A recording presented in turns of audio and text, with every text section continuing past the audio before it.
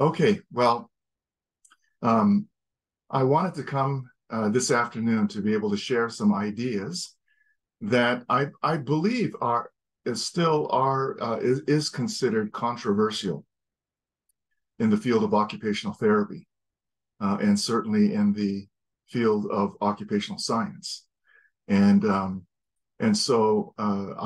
before I shock anybody with any of these revelations, I just want to be able to invite you all to stand back, take a couple of steps back, and kind of view all of this and view it critically and thoughtfully, and to see whether it resonates with you, and if it does, then to ask the question, so what? So today I want to talk about uh, a little bit about. I'll refer back to something called the Kawa model. And if you want to know what that's about, all you have to do is just Google that, and I'm sure that you'll get lots of information about it.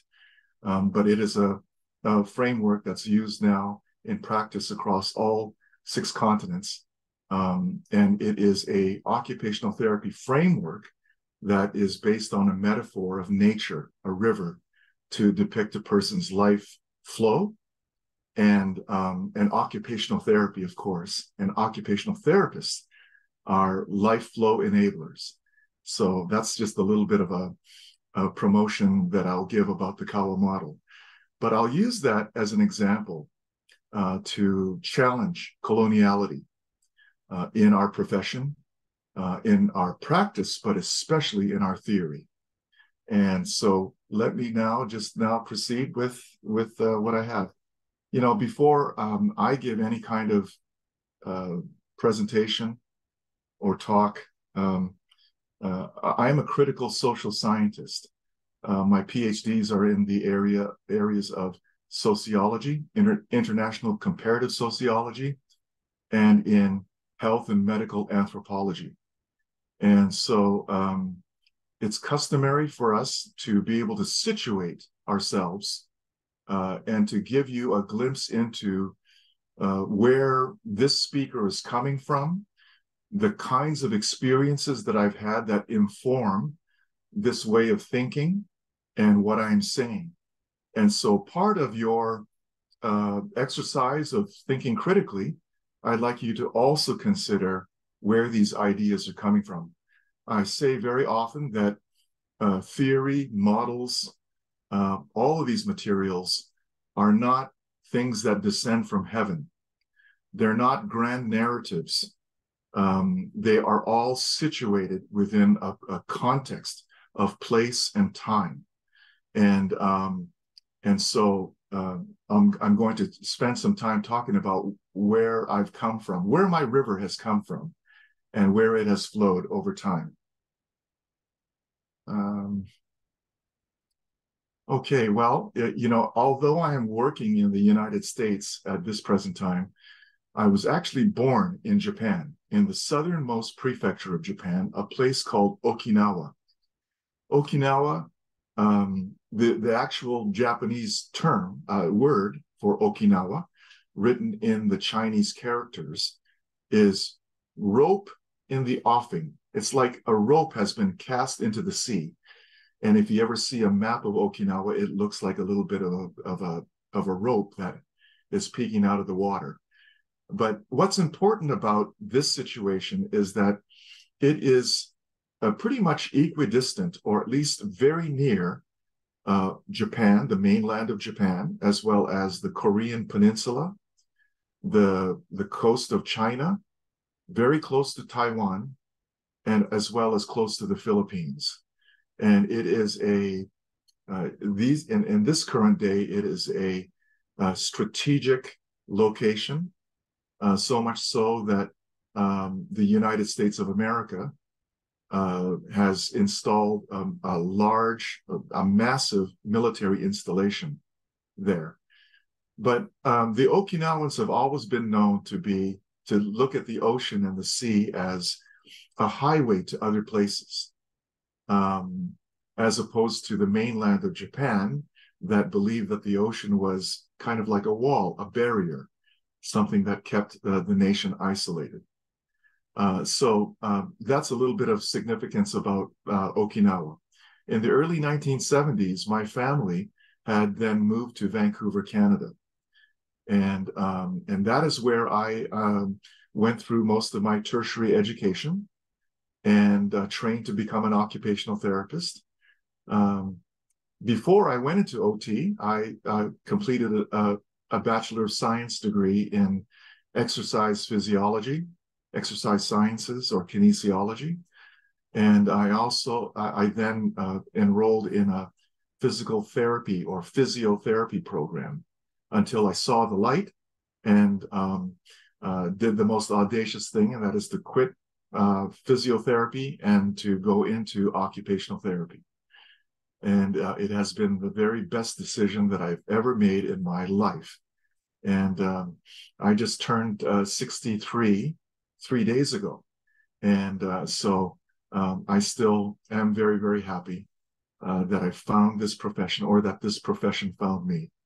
And okay, so I went to practice occupational therapy in the area of return to work OT.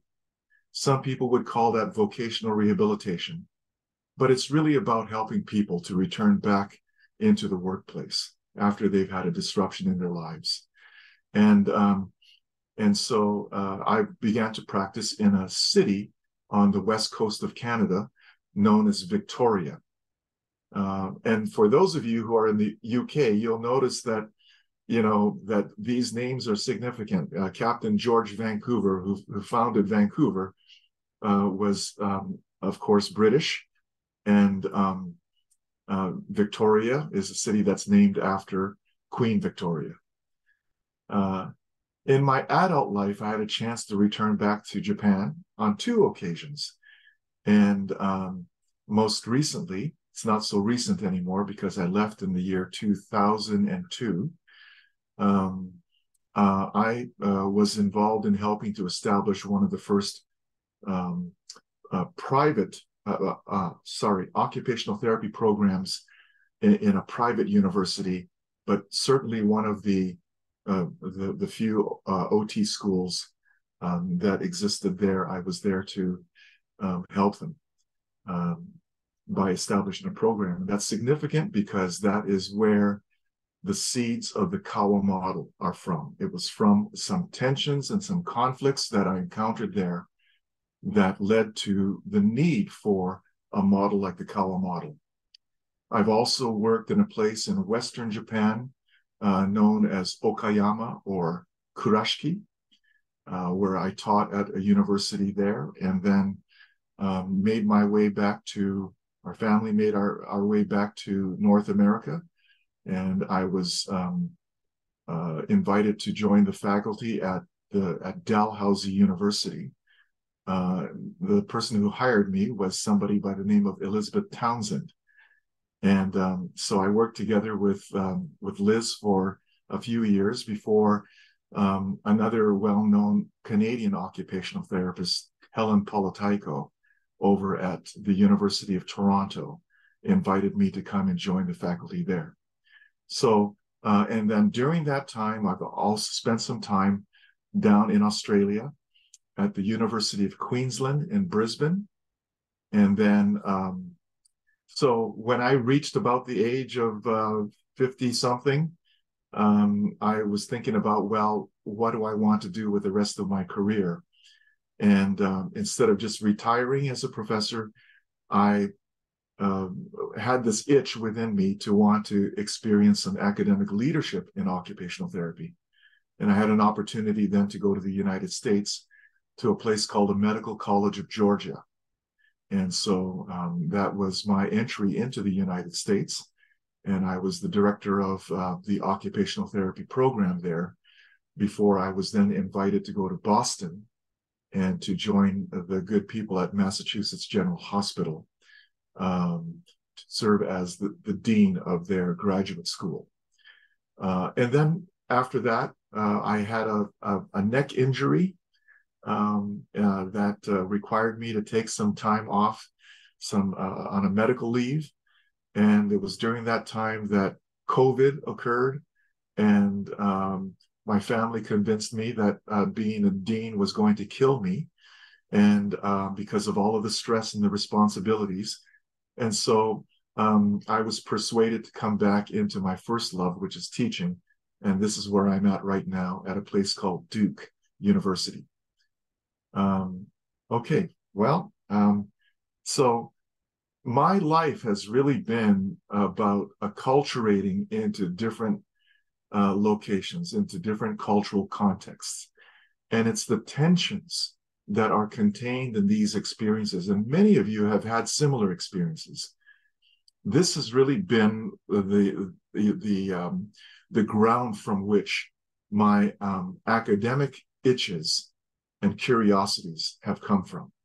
So I will say that my work has always been driven by my experiences, and these experiences have particularly been cross-cultural. So, all right. Okay, I burned up a lot of time just talking about myself, but at least now you'll know a little bit about where these ideas are coming from. Wherever I go in the world, I encounter occupational therapists, of course, from different countries and different settings.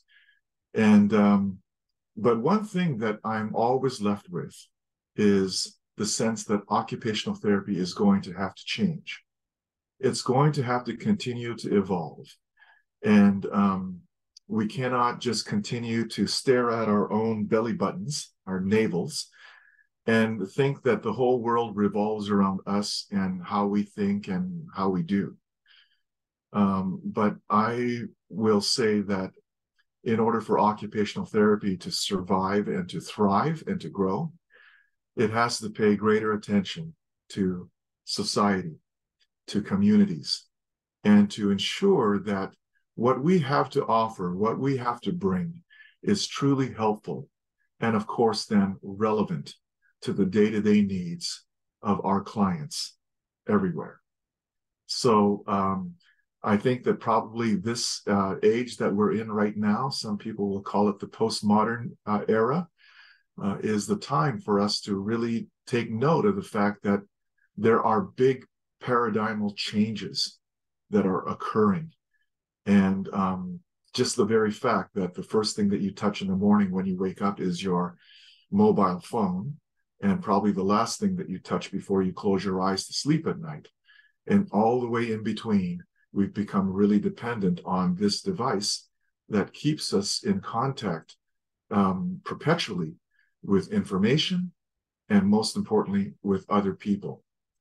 The fact that we can have conversations in real time with people who are very far away physically, and understand that there are different ways of viewing the same truth, that there are multiple ways in which we make sense of reality. This is the kind of awareness that I believe that occupational therapists and occupational scientists are going to have to pay more and more attention to. If we want to be around in 20 years or 30 years, then we need to really not look at us and our ideas, but really, really take note and understand the needs of our society. Okay, and it's always a revelation every time these slides change. I mentioned that I've had the privilege of being able to encounter people from all different places, OTs in different locations. And what is always fascinating to me is that, especially, for example, if you go to Asia, East Asia and Southeast Asia, that although all of these various countries have an occupational therapy association or group, every one of those countries and OT groups have defined occupation, the core concept of this profession, differently and uniquely. And so it's not like we all have the same understanding of this venerated concept or construct of occupation. But what I can say is that what does unite us all together, at least from my perspective, is that we all make a very important promise to society. And it's a magnificent one. And it's just simply stated as to enable people from all streams of life or all walks of life, whatever metaphor you want to use, to engage and participate in activities and processes of everyday life that matter. And on the grand scheme of things, we are very much about helping people and communities to move toward their potential. Okay, so we're part of this wonderful profession. There's no other profession on earth that is quite like occupational therapy, and especially in terms of what we endeavor to do. Help people from all different walks of life in their day-to-day. So this promise, of course, is very simple to state, but very, very difficult to deliver. And why is that? Well, as I mentioned, we're now coming into the postmodern era, coming in to understand that there may be multiple ways of making sense of the same truth. And in the same way that I described to you where I've come from and possibly a glimpse into the experiences that I've had that affect my worldview and how I make sense of the world, all of you in this room, everywhere, I believe, also make sense of the world in unique and different ways. So I believe that we are all uniquely and wonderfully made. And that when we come together in groups, be it like occupational therapy, we begin to share experiences together and build knowledge together, and therefore come to some agreement on the meaning of the kinds of objects and phenomena that we encounter in the world. And when we begin to do that, we then become identified, I suppose, as a cultural entity. So I'm going to, well, I'll just touch on this slide for a moment. The traditional ways in which we've tried to make sense of occupational therapy has been in the usual kinds of ways. I always say that if you look at the national census data categories, you'll get a sense of a very popular way of conceptualizing culture. So often there'll be a checkbox for race and ethnicity. There may or may not be one about religion, but certainly about language.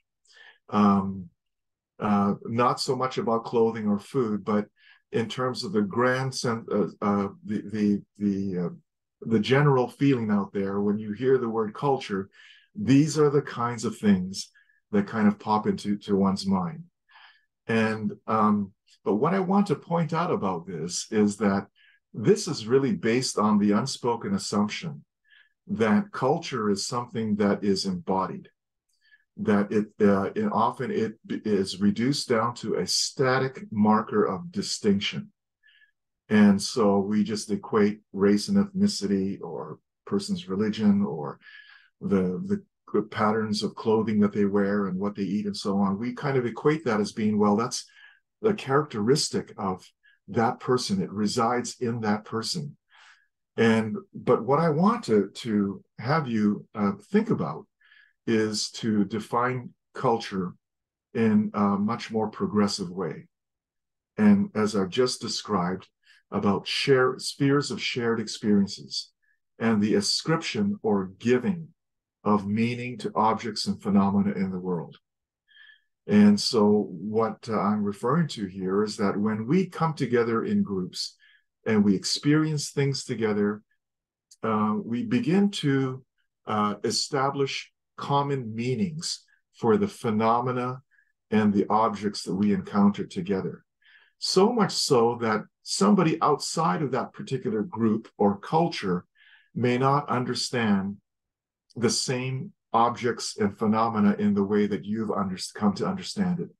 And they may not, of course, see it with the same kinds of meanings that you have given to these objects and phenomena. So that just means that that culture is something that is really dynamic and it's fluid. And at the end of the day, culture itself as a concept is socially constructed. And the reason why I say this is that when I start to talk about colonization and things like that, I think that it's really important to really question how we look at this matter of culture and difference, and how we make sense of aspects of diversity and what constitutes equity. Okay, so I'm here to say that occupational therapy itself can be seen as a cultural entity. And why is that? Well, we have a shared system of language.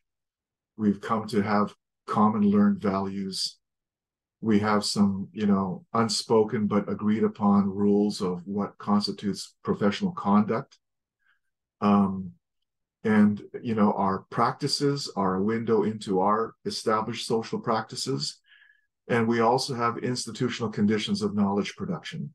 Many of us in the room are occupational therapy academicians, and we know very well that there are rules around how to determine whether something is worth knowing or not, by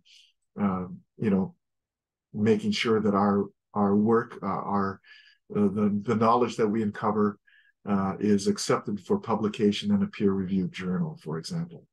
And then in that world, there's rankings, there's impact factor rankings in terms of which journals are, have a greater impact or influence, and so on and so forth. But as we go forward in history, we become that culture of occupational therapy becomes more and more clear.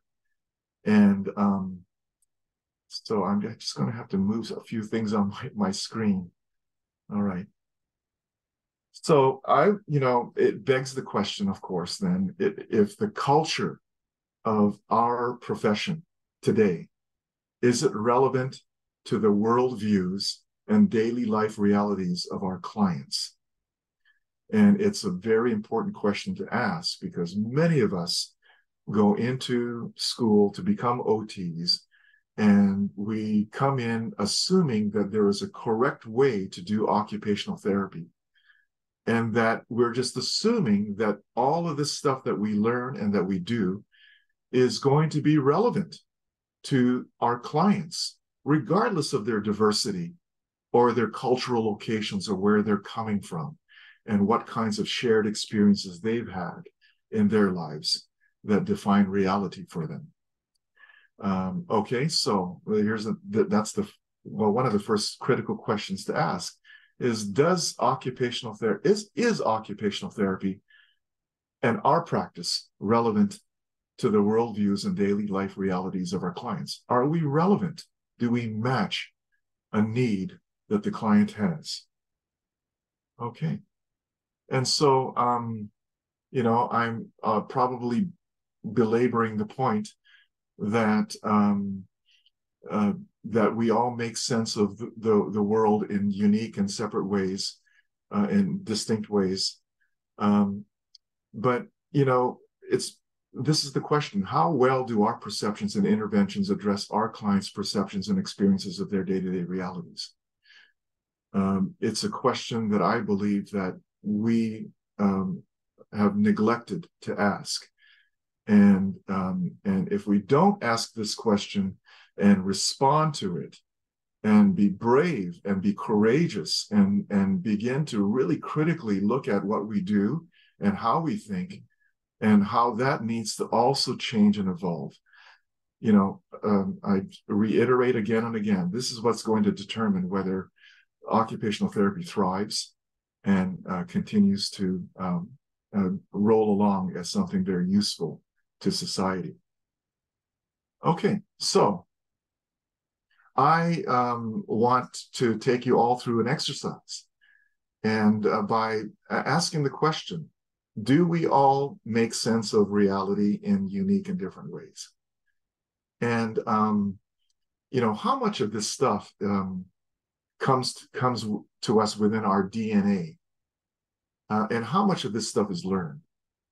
So when I began to look at the problem of occupational therapy theory crossing cultural boundaries of meaning, I really began to think, you know what? I think that we need a different kind of framework or models to guide our practice, at least in Japan. And, uh, when you go about trying to develop theory from the ground up, it's essential to ask some very big, basic questions. And these are questions that I believe that occupational therapists maybe have not asked, and certainly maybe the field of occupational science has not asked. But to go right back down to the basics and to really ask the question, how do we make sense of the world, of ourselves, of the universe in which we are? And what kind of schema do we have in our mind to, make sense of it all, to reconcile it to our own souls, to know that, that there's a purpose to our life, and that there's a purpose to being here in this world. And so what I'm talking about is, what are the cosmological myths that you have developed in your mind?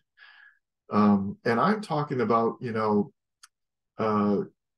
when you were probably a teenager, going through puberty, and, taking a shower and scrubbing massaging the scalp of your hair, and putting the shampoo and conditioner in, and then thinking all of these big thoughts like, why am I here?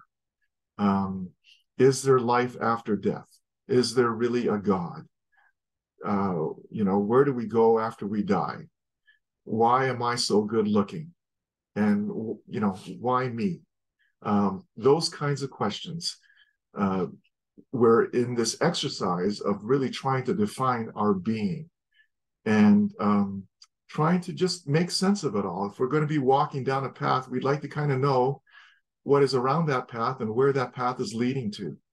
So what are the cosmological myths that you have in your mind in terms of who you are, where you are in this world, in this universe, and what is your relation to all of these various things? Because I'm going to now talk about cosmological myths for a moment. And this again is, just trust me, it is connected with, it is related to the kinds of things that I want to talk about or share with you about colonization of occupational therapy. Okay, so, when I was studying sociology, I became really interested in this question. And I stumbled upon the work of Robert Bellah, a sociologist from Berkeley. And he was talking about religion, Japanese religion, Tokugawa religion. And in there, he made mention of cosmological myths. And, it just really sparked something within me. And I thought, my goodness, we never, ever go this far in our inquiry. In the kind of rational thinking that we've developed, we've just understood that the world is made a certain way, physically, and there's a certain way that everything works and everything kind of logically fits together. We don't really think about the possibility that there may be other people that don't quite make sense of the world in that same kind of logical, rational way that I do. So this is how a lot of people around the world think and view the world. This is often referred to in the literature as the primitive cosmological myth. Some people call it the ancient cosmological myth, but nonetheless, this is the worldview in which all things in the universe, the earth, the sky, the oceans, the trees, the rocks, the rivers, ourselves, animals, flora and fauna, all of those, and deities, all of these things are all inseparably united together in one whole, one inseparable whole. And it is always in flux, always changing. Some of you who are familiar with Eastern philosophy and religions will understand, that when the word or concept of impermanence comes up, this is really what this is about. Everything is always in flux. Everything is changing. But the important thing here is that everything is together in a kind of harmony. And the earliest depiction that I can find of this cosmological myth is in the books of the law, in the Torah, in Judaism, as well as in Christianity, the Old Testament, and also in the Quran. And this is the Garden of Eden. And what we know about the Garden of Eden is that this was a special place where Adam and Eve happened to be just another element amongst everything else in that universe. That there was all of these various elements that and living things and non-living things that were all together in one place and locked in a kind of a harmony. There wasn't very much thinking about, any kind of existential thoughts about, who am I? Where did I come from? Where do we go after we die? It was just all really about being. That's the interpretation that I make. So all of these elements are all together. But there's a rule, like you can be happy and live in harmony with everything. Just don't go and eat the fruit from that particular tree in the middle of the garden. And the tree of the knowledge of good and evil. And so, what happens is that Adam and Eve, they eat this fruit. And all of a sudden, they realize that not all things are connected together in a harmony. That not all of these things are inseparable. That all of a sudden there is this separation, and this is depicted in how the biblical scriptures will say they noticed or they became aware of their own nakedness. Whereas they were not aware of that before. And really, in my mind, this is really indicative of the birth of rational thinking, of an alternative or an alternate cosmological myth that is forming. And by the way, this cosmological myth is one that's very close to and similar to the cosmological myths that are that reside within indigenous peoples of the world. So, the Mapuche of Chile, the Aborigine of Australia, the Salmi of Scandinavia, so on and so forth. When you hear these First Nations people talk about life, they will often refer to the affinity that they have for the ground, for the earth. And often they are seen to be protectors of the earth. There is this sense that their relationship with nature is one that is really ancient and profound, and one that has endured for eons, from generation to generation to generation.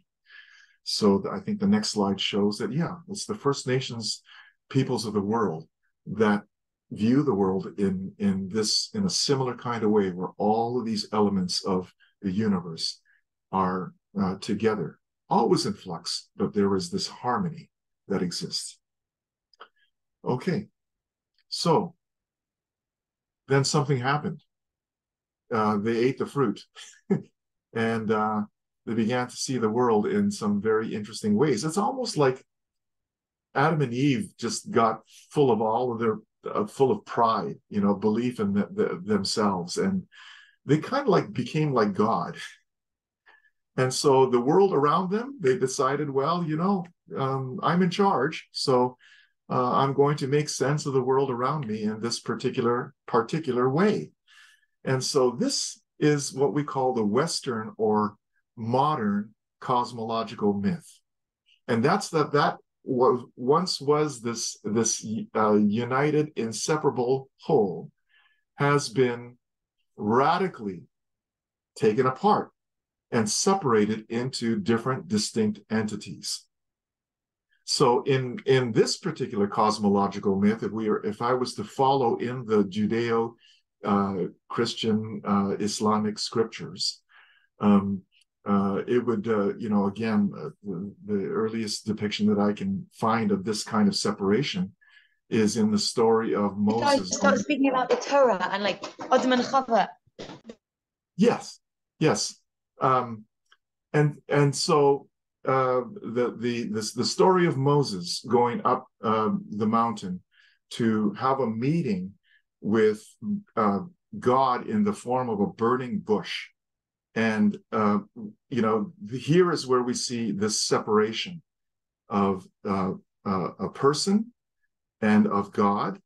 And then Moses later, after receiving the law, the commandments, he goes down the mountain, and then there's the masses of the people.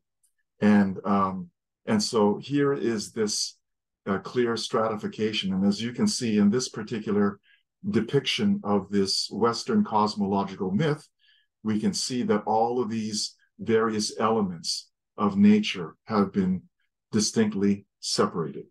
So we have, and not only do we make categories, but we like to also put these categories on a rank, hierarchical structure of value. And we usually use ourselves as the reference point. And in this particular cosmological myth, which is very common, we have not many deities, but rather one deity, one God, one omnipotent truth, one ultimate truth. And then we have the self, and then we have the rest of society. Even though the self and society are all equal, still, this is the way that we might kind of make sense of things in our own minds. And then we have all of nature that we're supposed to be good stewards of, but we have this sense that this was created for our needs and our pleasure. And so we can go into nature and basically do whatever we want to it. And as you know, climate is changing, and we're doing all kinds of very selfish things, and not so much thinking about a harmony of all of these elements together. So the Great Enlightenment is where we can go back to and really begin to see the operationalization of this particular cosmological myth. And I refer to this as our propensity toward rational thinking. So, in other words, this idea that the world is made up of all of these various elements that fit together in a logical way, and that if we want to make sense of the world around us, we just need to take things apart, reduce these complex wholes down to their knowable parts, fixing what is wrong or broken, and then knowing that we could put all the pieces back together again in a particular correct logic, and away we go. This kind of thinking is often referred to as reductionism. So it's the rational separation and reduction of complex wholes into these logical, smaller, ever so smaller parts. And it's important to note that I've already talked about this, so let me just go on. I think what's important, well, I don't want to confuse everybody at this point, so let me just go on. All right, so this way of viewing the world, this way of making sense of the world, reductionism, positivism, this sense of being able to look at things separately, is also the pattern of thinking that underpins biomedicine, the scientific method, and of course then rehabilitation, and dare I say, occupational therapy. We'll get to that in a moment. So, think about how things go when you have a health concern, what do? You go to the hospital. And then you'll then begin to see the process of reduction happening. They'll ask you, where in your body? There's an assumption that the problem is located inside of your body. Where is the problem located? What is the quality of the experience around it? And so then you subjectively tell them, where this problem is and how it feels and so on. And then they need to then objectify those things. They need to objectively determine and affirm whether those things really are true. They'll send you in for a CT scan or an MRI or this or that or an X-ray. And ultimately, they will have the problem reduced down to its basic element, the focus of where our care and intervention needs to go. And of course, a label is placed upon it. We take command over it by giving it a name. And then that then determines whether the person gets occupational therapy or not, right? Or physiotherapy or any other kind of intervention. All right. So if you look at occupational therapy theory, especially conceptual models, some of these we know as the Canadian Occupational Performance Model, Canadian Model of Occupational Performance, CMOP. Now there's a CMOP-E, the PEO, the PEOP, and of course, the model of human occupation, and so on and so forth. And what you will basically see in all of our contemporary models, except the Kawa model, of course, is the same kind of structure that you now see on your screens. And that is that there's always a concept of a distinct and separate person, individual. Sometimes it's conceptualized as the self, but there's a person. And then there is a separate concept or construct, and it's for the environment. So there's a distinct and separate person and a distinct and separate environment. And so even though the self is really close to the environment, we are in the environment, we're there, but the environment is the environment and the self is the self. I'm not the environment. There's a difference between the two entities. And we have within our profession have raised up this idea, this concept of occupation as being necessary to bridge that ever so small gap between the self and the environment. So in other words, pay attention to how we exercise power here. And that is that the person, through occupation engages with the environment. And then depending upon what model you follow, there is then this interplay between these elements that occur. And if this dynamic is cycling smoothly, we might say that this is very adaptive and the person's life is going well, maybe not so much in need of occupational therapy. But whenever there's a slowdown or a stoppage at all in this rhythm of self, occupation, and environment, and back to the self, and so on and so forth, then we would say this is, in the old days, we would say this was a dysfunctional cycle and in need of occupational therapy. So maybe the intervention needs to happen in the person because that's where the problem is located. Or maybe the problem is in the environment. And through our home assessments and so on and so forth, we'll go in there and try to find, how we might be able to modify the environment to enable this person to be able to engage with and occupy their environments. So here we are in this particular dynamic.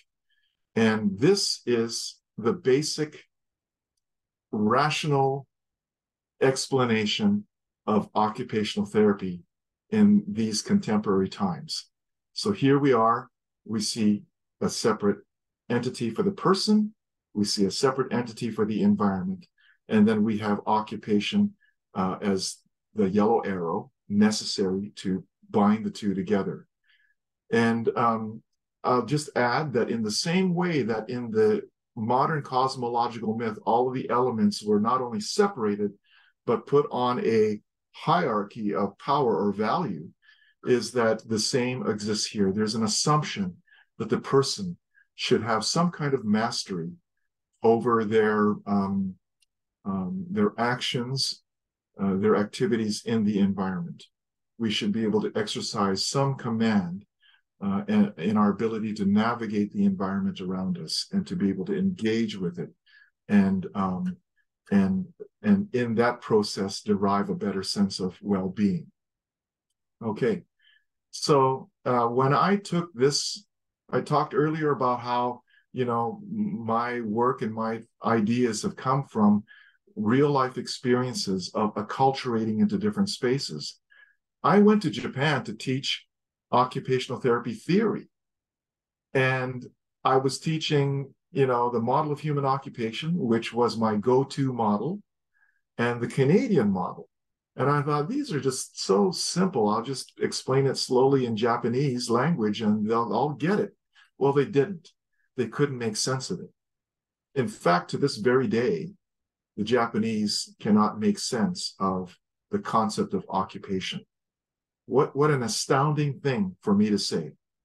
But when I showed this diagram, when I was trying to teach theory to OT students in Japan, they couldn't understand this diagram at all. It didn't resonate with anything in their spheres of shared experience. They said to me, they would ask me the questions, Sensei, I don't understand. If I am in the environment as the environment is in me, if I'm inseparable in this kind of harmony, this primitive cosmological myth, what is the meaning of this yellow arrow? And why do I need it? Why is it important? Well, if you go to the Western part of the world, the English-speaking part of the world especially, they'll tell you, you know, exactly why we need this yellow arrow, why it's important. And we'll celebrate it. We'll even develop a scientific discipline around it. You know, this is like the grand narrative that we want to, yeah. So I think I'm making myself clear. In Japan, they can't make sense of this. In fact, when they say occupational therapy, the words in Japanese are sagyo ryoho. Sagyo, or occupation, literally means it implies tedious, laborious, repetitive, unpleasant, boring work. So if that's what you're called, an occupational therapist, a sagyo therapist, it kind of conjures up a different kind of idea to Westerners who abide in a different sphere of shared experience. Okay, so one of the things that has really come out of this era of the modern cosmological myth, the rationalization, the rational view of reality, is that we assume that there is one correct answer, one correct best way to do things. You know, we have ways to develop evidence from a particular way of thinking to be able to validate that. But this is referred to in the literature as grand narratives, and meaning that this is the one kind of almighty narrative that explains the phenomena of interest. So in this case, this is the grand narrative of occupational therapy as it stands today, especially from the mid-1980s until today. This is the grand narrative of OT, you know, doing, being, becoming. Through occupation, we can affect the you know, our well-being, our state of health. All people are occupational beings. When you go to another part of the world, or you spend some time with the indigenous peoples of the world, they've learned the world in a different way. and they may not necessarily value this concept that you call occupation in the same kind of way. Okay, let's move on here. I'm not out of time yet, am I? It's 4 p.m. So you're 1 hour in. Okay, and I've got what, half an hour left, or? Yeah, if you want to have Q&A, then yes. Okay, all right. We're here So, till okay. 5, so yeah. Okay, so this is the reason why the Kawa model had to be developed. We needed another model that would at least honor and relate to how many people around the world make sense of reality. And not to say that this model is only good for people who ascribe to the cosmological myth. I'm not saying that at all. In fact, we just started off wanting to develop a model that Japanese people could relate to and use. And the model is basically, it wasn't just necessary for OTs to be able to understand the model and use it. But most importantly, we wanted a model that clients could readily understand. So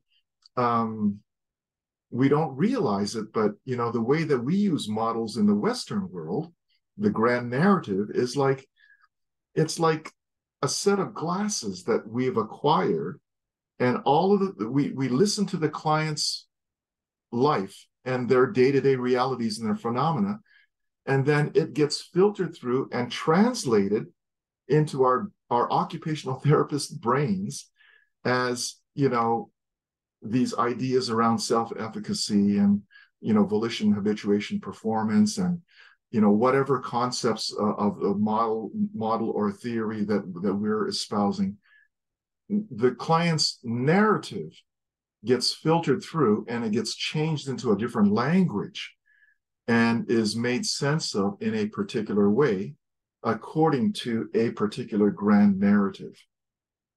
So the Kawa model really was a big revelation to us, in that it was, instead of making the occupational therapy grand narrative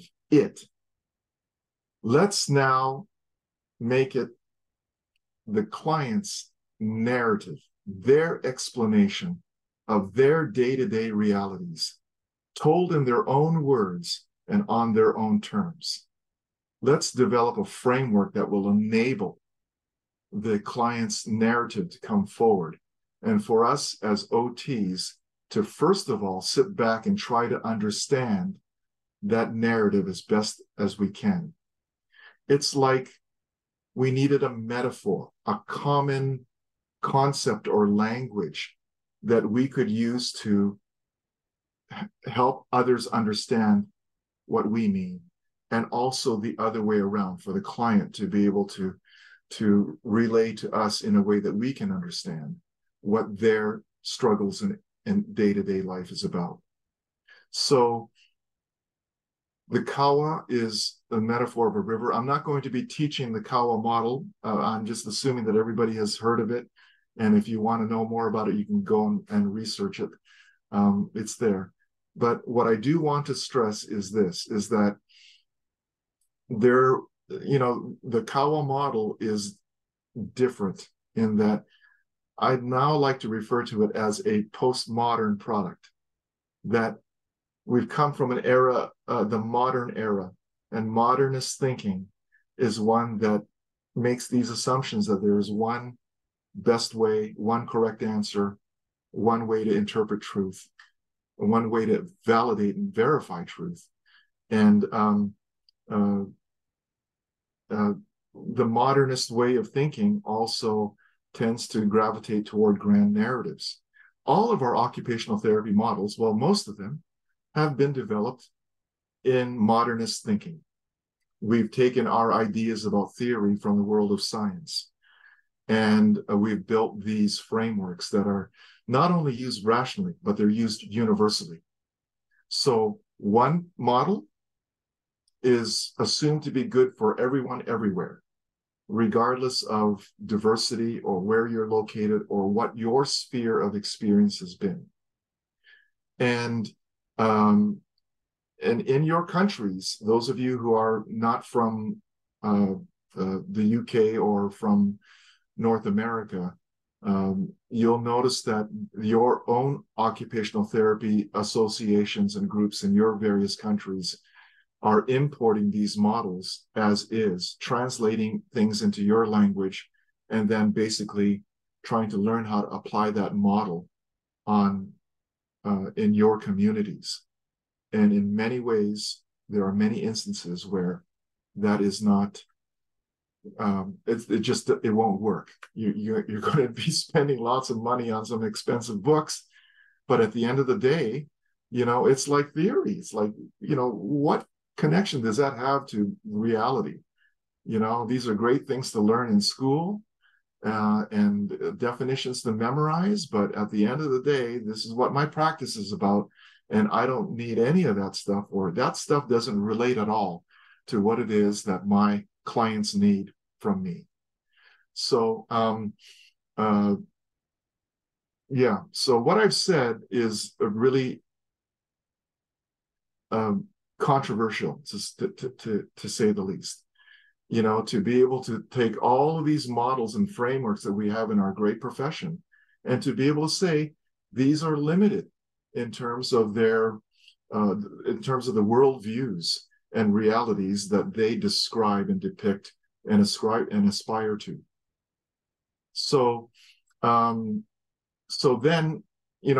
why the Kawa model? The Kawa model is based on this particular notion that all things are connected, and all things, it's like you look at a river cross section.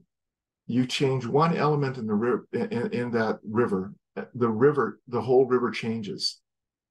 Rocks appear, the river has changed.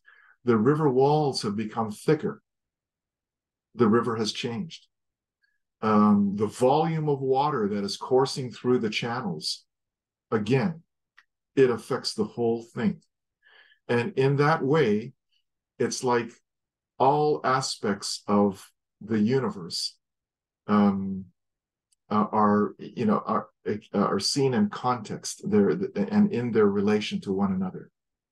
So this is what the Kawa model represents is a different narrative, a narrative that says every person's life story, every person's day-to-day life realities and how they make sense of it is unique and different. We can't just barrel in there with our respective models and say, there's a lot of evidence and there's a lot of research that validates this, so therefore, we're using it here for you. All right, so I need to talk about colonization. And so what's important to look at, not just the elements and the relations between them, but to also look at the power dynamic that is being exemplified, being demonstrated. And this is the stuff that comes unwittingly. If you were to tell anybody in OT, you know what, your methods are colonial. Your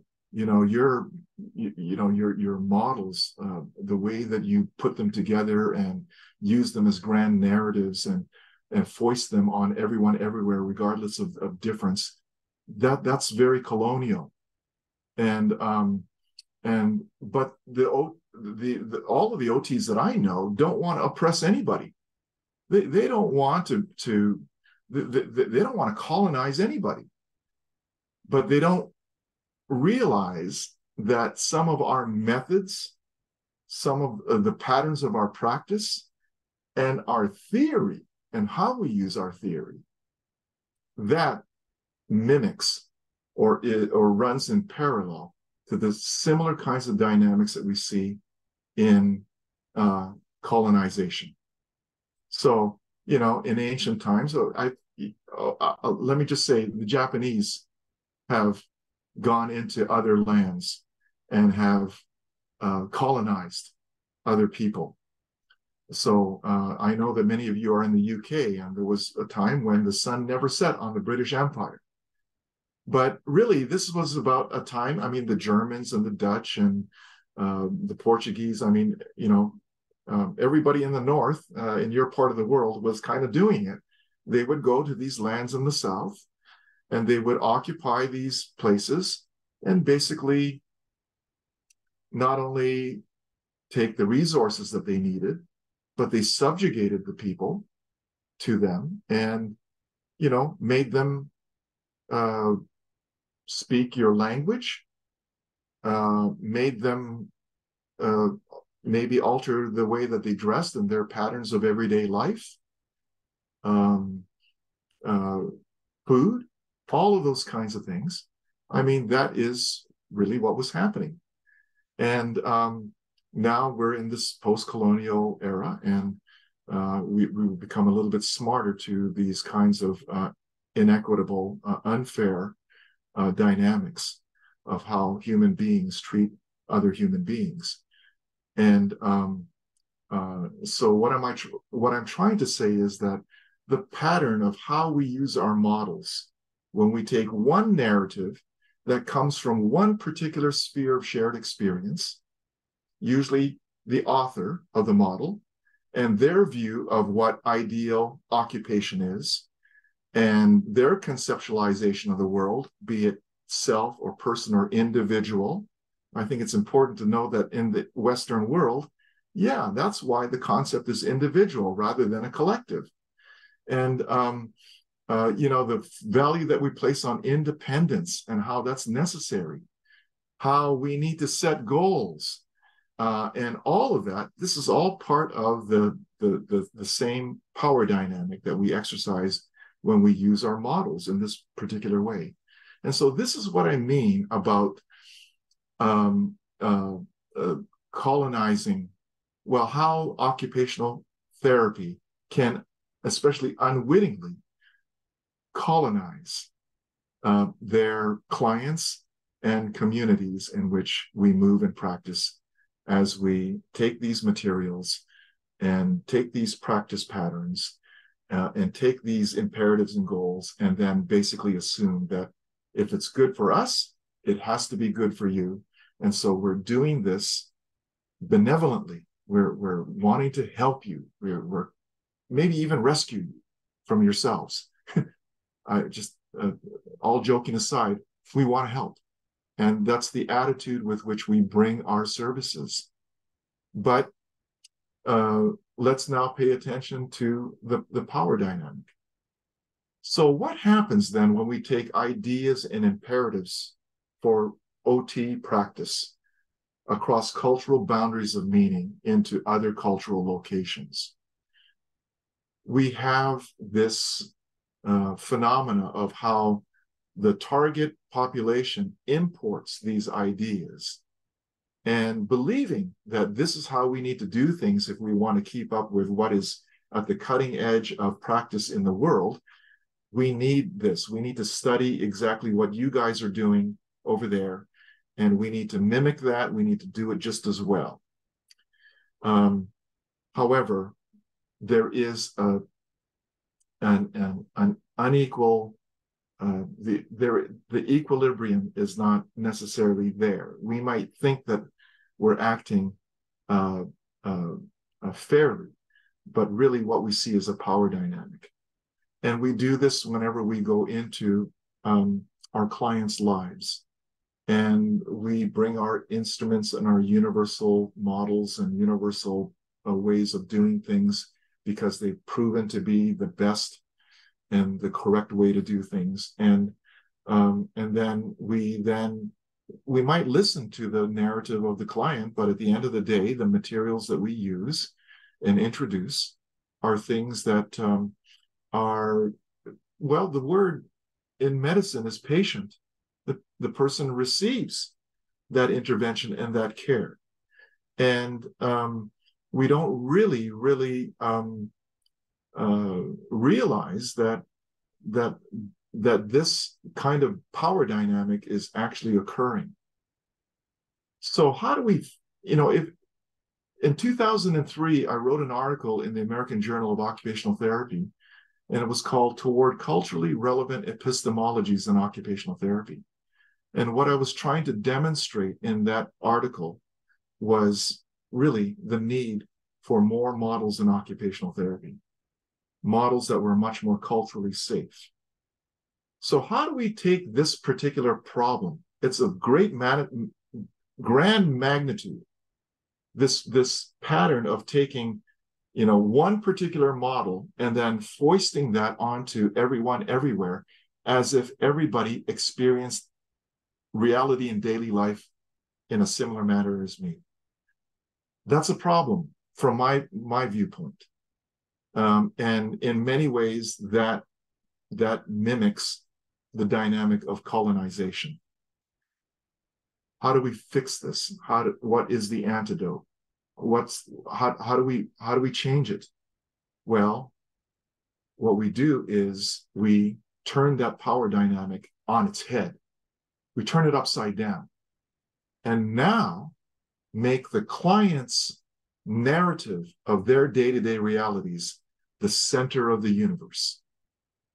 And we then go about in the best way that we can, trying to comprehend what that person's what the narrative is trying to describe, their experience of day-to-day realities, their perceived problems, the challenges that they see, and how they're prioritized, and so on and so forth.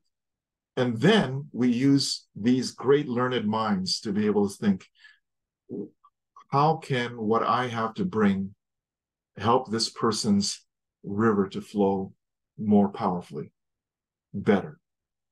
And so it's really a reordering of our priorities in the patterns of our practice, and a different way for us to begin to look at the theoretical materials that we choose and why we choose them. And at the end of the day, what is the intent and what is the outcome that we're wanting to see? We turn it on its head. So that is really the crux of the Kawa model. So now I'm going to burn through all of these slides. Oh yeah, this is the way that we use our models. Like one size of shoe fits everybody everywhere in a universal kind of way. And I know that some people are probably frowning when they look at this thinking, no, OTs aren't like that. What I'm saying is that there's a basic pattern of how we practice and exercise power. And so here we go to the next one.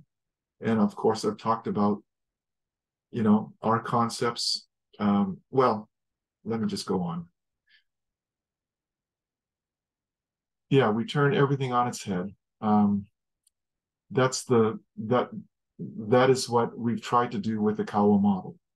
And that is, we've tried to develop a framework that clients can understand, and a framework that makes the person's story the center of everything. Okay. And so, yeah, this is just, this is all recorded, so you may be able to go back and just read these slides. I won't bore you with that, but this is a summary from a critical viewpoint, what conventional models in occupational therapy look like from a cultural viewpoint. Okay, so this is the Kawa model. This is all of the goodies that I was going to share with you, assuming that I had 7 hours to be able to do that. Okay, and so I've talked about really what real client-centered practice really is about. And it's about the client being able to express their reality from their own sense of normal. And occupational therapists cultivating their experiences, cultivating the lenses that they have acquired to comprehend and to value the client's narrative of their day-to-day realities. And we do that through a common metaphor, and that is one of a river. And so I mentioned that, I'm not for universal models. So what I say is that when you're using the Kawa model, know that it's just a metaphor. It may be more appropriate to choose a different metaphor when you're interacting with your clients. But at the end of the day, what you want to do is you want to be able to comprehend and appreciate the client's story of their day-to-day realities and what they need. And so, some people will say, well, I'll use a metaphor of a tree because my client can understand that better than a river. Fine. When I go to Germany, often, not often, but students have said, I'd rather use the metaphor of the Autobahn for my narrative of life. Life is like a highway without speed limits. And there are times when there are crashes, and there are times when the traffic slows down. There are on-ramps and off-ramps, rest areas and things like that. There's nothing magical about the Kawa model. Really, what is magical is in the client being able to explain what is in their rivers and what their day-to-day reality and needs are. Okay, so I'm going to use the next slide as the concluding slide. And so if we want to really contemplate decolonizing our practice and our methods and the theories and frameworks that drive them, we really, really want to look at things critically from a power structure and power dynamics viewpoint. And I mentioned early in this talk that the health and well-being of occupational therapy as a profession hinges on relevance. And so I envision an occupational therapy that is as relevant as it can be to each and every unique client that we have the privilege to serve.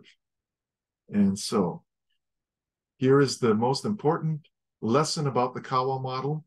All of the students in the room, please take note. Okay, regardless of what anybody tells you about the Kawa model, this is the take-home message that I want you all to have. And that is that when you use the Kawa model, think of the client being the student. Think of the actual client being the theorist.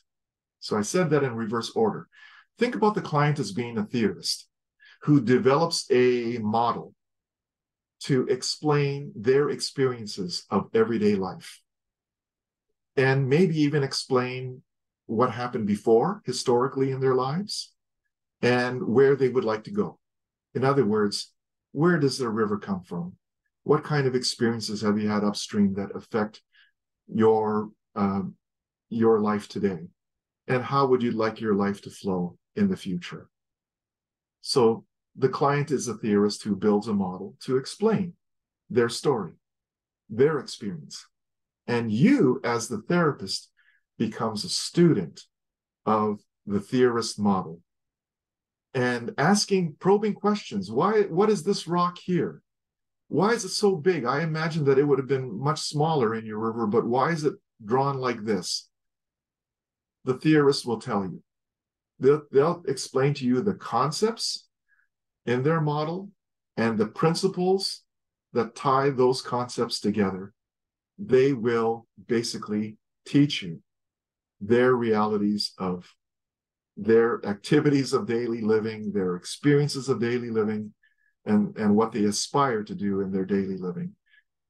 It's all there.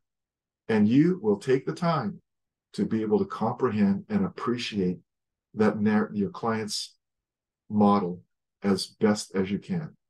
And then together, you can partner with the client to put together goals that are meaningful, and then to think about, and then to be able to discuss ways in which what the therapy is going to look like that will then take them further toward the way that they want their rivers to flow in the future. Okay, so there's nothing magic. The Kawa model is simple, and it's purposely made to be simple, because what we're trying to do is, instead of us being the almighty experts over activities of daily living, we're actually yielding that power, we're turning that power on its head, and we're actually giving it to the client and empowering the client and their narrative. Okay, so, I could have, well, one last quick lesson. I'm just looking at, one last quick lesson, because what I've tried to do is I've tried to scratch the surface, your intellectual knowledge, your thinking, to begin to plant this idea of how is occupational therapy and its practices colonial, and to just think about what really needs to change, what doesn't have to change. I mean, come away from this talk and to just really think about things, and to see whether this resonates, whether it's realistic or not. I hope that it's realistic, because the Kawa model is real, and people use it and find that it's really quite effective for what it's meant to be and meant to do. I wanted to talk more about diversity, equity, and inclusion, but maybe that's another talk. But this is what I will leave you with, is like, I'm holding up, I guess I shouldn't have used my rimless glasses, but I've got a pair of sunglasses here that I will use as a prop. Okay. Michael, if you stop your share screen, then we can see you more clearly, because the spotlight's on you, so everyone will see you. Yeah. All right. Great. Okay. Here's the lesson, folks.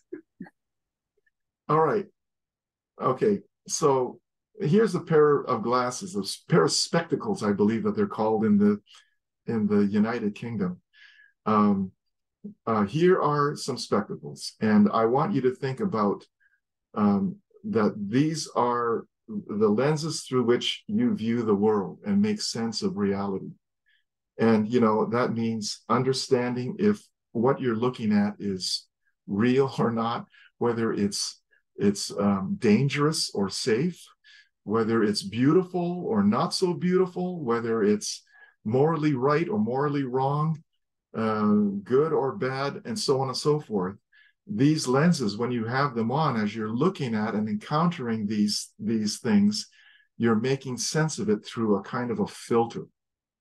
And these lenses are that filter. These lenses are all of the experiences and things that you've learned throughout your life. Yeah.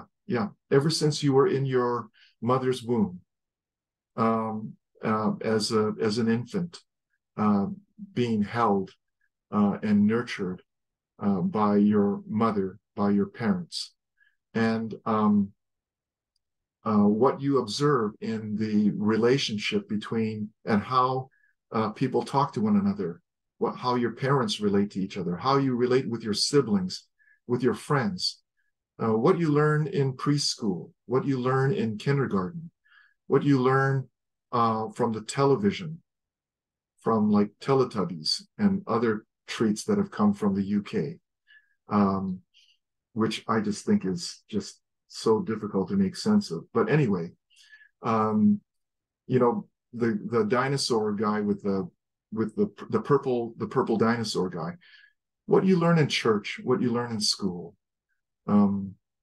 what you learn now through social media in all of its forms. All of these things come together to populate your lenses. And this is how we look at things and uniquely determine why this piece of artwork is beautiful or why it's ugly or not worth spending $2 million on. What is right and what is wrong. You know, why is it that a person, a single woman in Tokyo at 3 o'clock in the morning, walking down the darkest alley in the middle of Tokyo, feels completely safe and doesn't have to worry about anybody harassing her, harassing them, or saying anything to them, or threatening them in any kind of way? If you take those lenses from those sphere of experiences and you go into the middle of New York City or one of the boroughs, and they take that mentality and they go out for a walk at 2 a.m. in a neighborhood that doesn't look anything like what they're used to, you know, some adverse things might happen and occur. But this is what I mean about everybody's spheres of shared experience being uniquely put together, and they're like this lens, okay? So now the big question comes. When you encounter a client or a student that is distinct in some kind of way, it causes you to take notice or even evokes an emotional or cognitive response. Maybe it's the way that they're dressed that you take note of. Maybe it's the way that they smell, or maybe the way that they communicate, or the pronunciation of words, or maybe it's the way that they're dressed and groomed. Maybe they're wearing something covering their heads, or, I mean, whatever that is. Maybe it's the color of their skin. I don't know, but for whatever reason, it evokes a response. Now I'll ask you, where are those differences located? Are they statically located in the client?